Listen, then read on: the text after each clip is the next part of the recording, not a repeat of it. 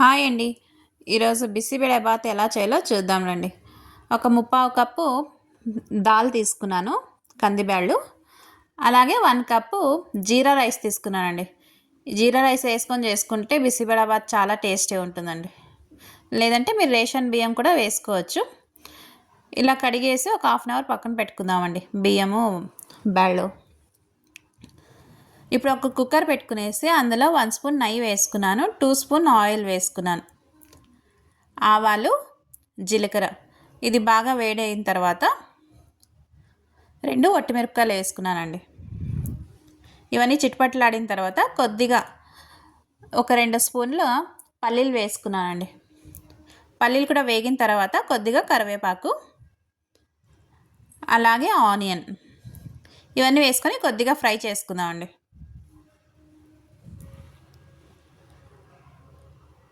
ఇలా అంతా బాగా ఒకసారి ఫ్రై చేసుకుందాం.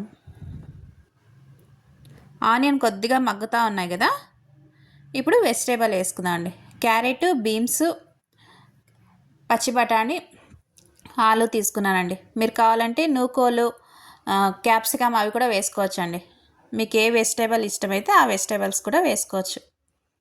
ఇవన్నీ ఒకసారి ఫ్రై చేసుకుందాం ఆయిల్లో. ఇలా 1 నిమిషం పాటు ఫ్రై చేసుకోవాలండి. చూడండి, ఇప్పుడు ఫ్రై అయింది కదా.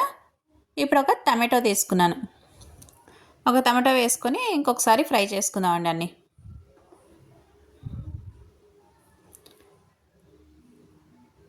మరి అంత మగ్గేదాకా ఏం అవసరం లేదు కాయగూరలు, ఎందుకంటే విజిల్ పెడతాం కదా మనము. ఇప్పుడు రుచికి సరిపడా సాల్ట్, మొత్తం అంతా సాల్ట్ ఇప్పుడే వేసేస్తున్నానండి నేను. వెజిటేబుల్స్కి, రైస్కి సరిపడా సాల్ట్ వేసేస్తున్నాను. 1 స్పూన్ పసుపు పొడి, 1 స్పూన్ రెడ్ చిల్లీ పౌడర్. ఇప్పుడు బిసిబెళేబాత్ ప్యాక్ అండి. నేను అయ్యంగార్ బిసిబెళేబాత్ తీసుకున్నాను. ఆ ప్యాక్ మొత్తం వేసేసి ఒకసారి అంతా బాగా ఫ్రై చేసుకుందామండి ఆయిల్లో. ఇదంతా బాగా ఫ్రై అయింది కదా. చింతపండు జ్యూస్ వేసుకుంటున్నానండి. ఇదంతా ఒకసారి బాగా ఆయిల్లో ఫ్రై చేసుకుందాం.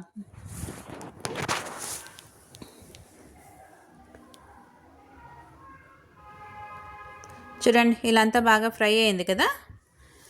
ఇప్పుడు నేను ఏ కప్పుతో అయితే రైస్ తీసుకున్నానో అదే కప్పుతో ఒక 5 కప్పులు వాటర్ వేసుకుంటున్నాను. ఈ కప్పుతో 1 కప్పు రైస్, 1 కప్పు బ్యాళ్ళు తీసుకున్నాం కదా, ముప్పావు కప్పు.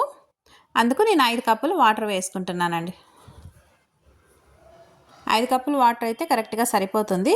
ఒకవేళ మీకు తక్కువ అయింది వాటర్ అనుకుంటే మనం కుక్కర్ ఓపెన్ చేసుకుంటాం కదా, ఉడికిన తర్వాత వేడి నీళ్ళు పెట్టుకునేసి కావాలంటే మనం అప్పుడు వేసుకోవచ్చండి.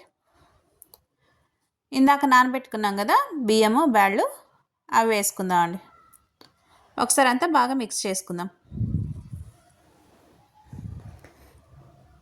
ఇలా అంతా ఒకసారి బాగా కలుపుకునేసి సన్నగా కట్ చేసి పెట్టుకున్న కొత్తిమీర వేసుకుందామండి.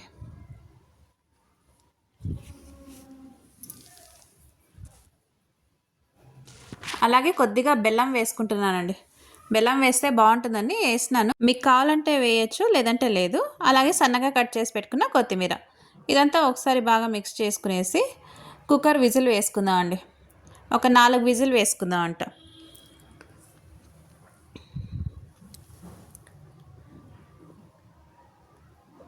చూద్దామండి, 4 విజిల్ అయిపోయింది. చూడండి, పర్ఫెక్ట్గా వచ్చింది కదా.